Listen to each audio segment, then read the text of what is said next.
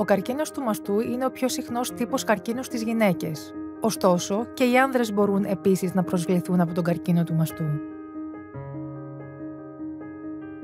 Ο καρκίνος του μαστού εμφανίζεται όταν τα κύτταρα του ιστού του μαστού χάνουν τον έλεγχο του φυσιολογικού κύκλου ζωής τους και διαιρούνται και αναπτύσσονται ταχύτερα, σχηματίζοντας μάζες κυττάρων, εξογκώματα, που ονομάζονται όγκοι. Οι όγκοι που παραμένουν στο μαστό ονομάζονται καλοήθεις.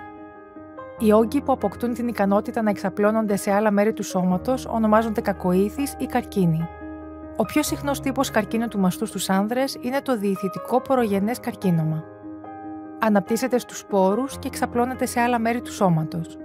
Ο καρκίνος του μαστού μπορεί επίσης να προκύψει από άλλους ιστούς του μαστού, αλλά τέτοιοι καρκίνοι είναι πολύ σπάνιοι στους άνδρες. Από το σύνολο των περιπτώσεων καρκίνου του μαστού, συμπεριλαμβανομένων των περιπτώσεων στις γυναίκες, περίπου 1 στις 100 περιπτώσεις αφορά άνδρα. Από το σύνολο των καρκίνων που εντοπίζονται στους άνδρες, το 0,5% είναι καρκίνοι του μαστού.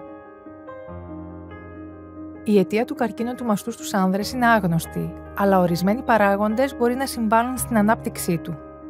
Η γύρανση, τα κληρονομικά ή αυθόρμητα ελαττώματα σε συγκεκριμένα γονίδια και οι ιατρικές παθήσεις που οδηγούν σε μη ισορροπημένα επίπεδα γυναικείων και ανδρικών ορμονών στους άνδρες μπορούν να προκαλέσουν την ταχύτερη ανάπτυξη και διαίρεση των κυττάρων του μαστού. Ο καρκίνος μπορεί να αλλάξει το μέγεθος ή και το σχήμα του μαστού. Μπορεί να ψηλαφιθεί ένα εξόγκωμα ή μία πάχυνση στο μαστό ή στη μασχάλη.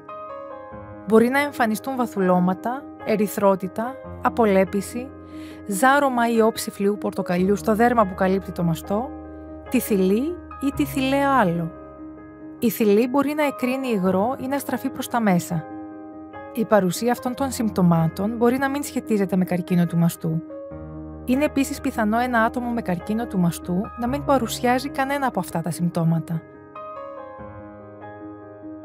Για τη διάγνωση του καρκίνου του μαστού μπορούν να χρησιμοποιηθούν αρκετές εξετάσεις. Μπορεί να χρησιμοποιηθεί μια κλινική εξέταση μαστού για να εξεταστούν προσεκτικά οι μαστοί και οι περιοχές κάτω από τις μασχάλες για τυχόν εξόγκωμα, πάχυνση ή οποιαδήποτε άλλη ασυνήθιστη αίσθηση ή εμφάνιση. Η μαστογραφία χρησιμοποιεί ακτίνες Χ για την εξέταση των μαστών για τυχόν ανομαλίες. Κατά τη διάρκεια αυτής της εξέτασης, ο μαστός τοποθετείται ανάμεσα σε 2 πλάκες στο μηχάνημα και εκτίθεται σε ακτίνες Χ από διάφορες γωνίες για την παραγωγή εικόνων από το εσωτερικό του μαστού. Ωστόσο, η μαστογραφία δεν είναι σε θέση να διακρίνει τα καρκινικά από τα μη καρκινικά εξογκώματα και μπορεί να χρειαστούν περαιτέρω εξετάσεις. Το υπερηχογράφημα είναι μια διαδικασία που χρησιμοποιεί ηχητικά κύματα υψηλής ενέργειας για την εξέταση των ιστών του μαστού.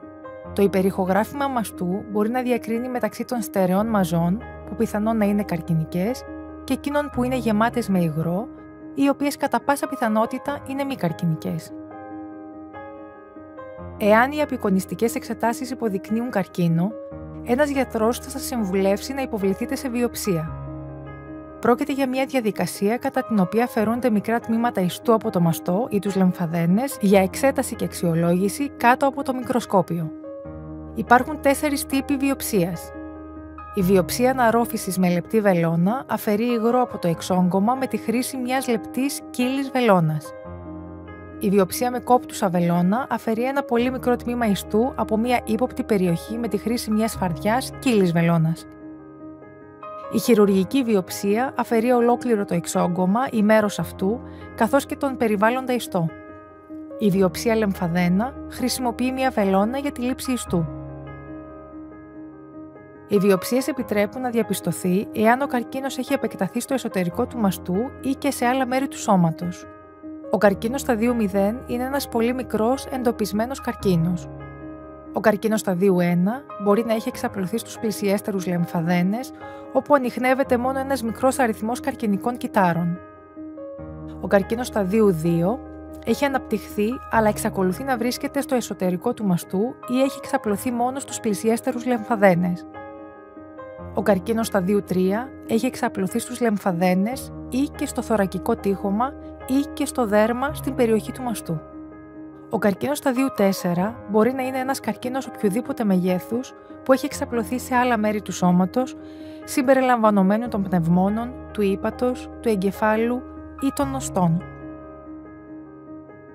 Ο καρκίνος του μαστού διακρίνεται σε διάφορους τύπους ανάλογα με την παρουσία ορισμένων πρωτεϊνών που ονομάζονται υποδοχή στην κυταρική επιφάνεια. Εάν τα καρκινικά κύτταρα φέρουν υποδοχής για τις γυναικείες ορμόνες, ιστρογόνα ή προγεστερόνη, ο καρκίνος του μαστού είναι γνωστός ως θετικός για ορμονικούς υποδοχής. Περίπου το 80 με 90% των καρκίνων του μαστού στους άνδρες είναι θετικοί για ορμονικούς υποδοχής. Ο υποδοχέας του ανθρώπινου επιδερμικού αυξητικού παράγοντα τύπου 2 ή HER2 είναι ένας άλλος υποδοχέας που μπορεί να υπάρχει σε υψηλά επίπεδα σε ορισμένους καρκίνους του μαστού. Αυτοί οι καρκίνοι ονομάζονται HER2 θετικοί. Όταν ένας καρκίνος δεν φέρει υποδοχή ιστρογόνων ή προγεστερόνης και τα επίπεδα του HER2 είναι φυσιολογικά, ονομάζεται τριπλά αρνητικός καρκίνος του μαστού. Η θεραπεία στους άνδρες με καρκίνο του μαστού συνήθως επιλέγεται με βάση το στάδιο της νόσου και τον τύπο του καρκίνου κατά τη διάγνωση. Οι κυριότεροι τύποι θεραπείας για τον καρκίνο του μαστού στους άνδρες είναι η χειρουργική αντιμετώπιση, η ορμονοθεραπεία και η χημειοθεραπεία.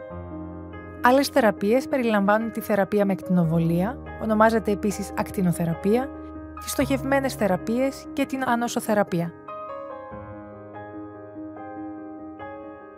Η χειρουργική επέμβαση είναι ο πιο κοινός τύπος θεραπείας. Ανάλογα με την ποσότητα ιστού του μαστού που αφαιρείται, ονομάζεται ογκεκτομή, χειρουργική επέμβαση με διατήρηση του μαστού ή τροποποιημένη ριζική μαστεκτομή. Περίπου το 98% των ανδρών με καρκίνο του μαστού αντιμετωπίζονται με μαστεκτομή. Οι ορμονοθεραπείες χρησιμοποιούνται σε άνδρες των οποίων ο καρκίνος είναι θετικός για υποδοχή ιστρογόνων ή προγεστερόνης. Σε αυτούς τους άνδρες, αυτές οι θεραπείες μπορούν να επιβραδύνουν την ανάπτυξη του καρκίνου. Οι ορμονοθεραπείες μπορούν να αναστείλουν τις επιδράσεις των ιστρογόνων ή της προγεστερόνης στα καρκινικά κύτταρα, στοχεύοντας τους υποδοχείς και εμποδίζοντας την αλληλεπίδρασή τους με μία ορμόνη. Μπορούν επίσης να μειώσουν τα επίπεδα των ιστρογόνων ή της προγεστερόνης, εμποδίζοντας την παραγωγή τους στον οργανισμό. Τα χημειοθεραπευτικά φάρμακα συνήθως χορηγούνται με ένεση σε μία φλέβα, αλλά μπορούν επίσης να ληφθούν ως δισκία. Όταν το φάρμακο εισέλθει στην κυκλοφορία του αίματος, μπορεί να φτάσει στα καρκινικά κύτταρα σε οποιοδήποτε μέρος του σώματος. Η χημειοθεραπεία συνήθως χορηγείται σε κύκλους 2 ή 3 εβδομάδων, ανάλογα με το φάρμακο, και αυτή η θεραπεία μπορεί να διαρκέσει από 3 έως 6 μήνες. Η χημειοθεραπεία μπορεί να χρησιμοποιηθεί ως νεοεπικουρική θεραπεία πριν από τη χειρουργική επέμβαση για τη συρρίκνωση των όγκων ή επικουρική θεραπεία μετά τη χειρουργική επέμβαση για την αποτροπή της επανεμφάνισης του καρκίνου. Η ακτινοθεραπεία χρησιμοποιεί υψηλής ενέργειας ακτίνες Χ ή άλλους τύπους ακτινοβολίας για να στοχεύσει και να θανατώσει τα καρκινικά κύτταρα. Μπορεί να χρησιμοποιηθεί πριν ή μετά τη χειρουργική επέμβαση για να αυξήσει τις πιθανότητες μη επανεμφάνισης του καρκίνου και μπορεί επίσης να χρησιμοποιηθεί όταν οι όγκοι είναι μεγάλοι ή έχουν εξαπλωθεί στους λεμφαδένες, στα οστά ή στον εγκέφαλο. Οι στοχευμένες θεραπείες αναγνωρίζουν και αναστέλουν συγκεκριμένα μόρια στα κύτταρα που προκαλούν την ανάπτυξη και τη διαίρεση των καρκινικών κυττάρων. Ο τύπος της στοχευμένης θεραπείας που χορηγείται σε ένα άτομο με καρκίνο εξαρτάται από τον τύπο του καρκίνου και τα συγκεκριμένα μόρια που ανιχνεύονται στα καρκινικά κύτταρα. Η ανοσοθεραπεία διεγείρει το ανοσοποιητικό σύστημα ώστε να αναγνωρίζει και να καταστρέφει τα καρκινικά κύτταρα.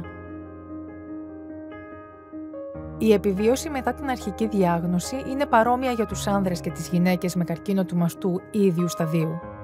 Ωστόσο, ο καρκίνος του μαστού στους άνδρες συνήθως διαγιγνώσκεται σε μεταγενέστερα στάδια. Αυτό επηρεάζει την επιτυχία των θεραπείων, καθώς οι πιο προχωρημένοι καρκίνοι μπορεί να μην ανταποκρίνονται τόσο καλά στις θεραπείες. Το συνολικό ποσοστό πενταετούς σχετικής επιβίωσης για τον καρκίνο του μαστού στους άνδρες της ΗΠΑ εκτιμάται ότι είναι 82%.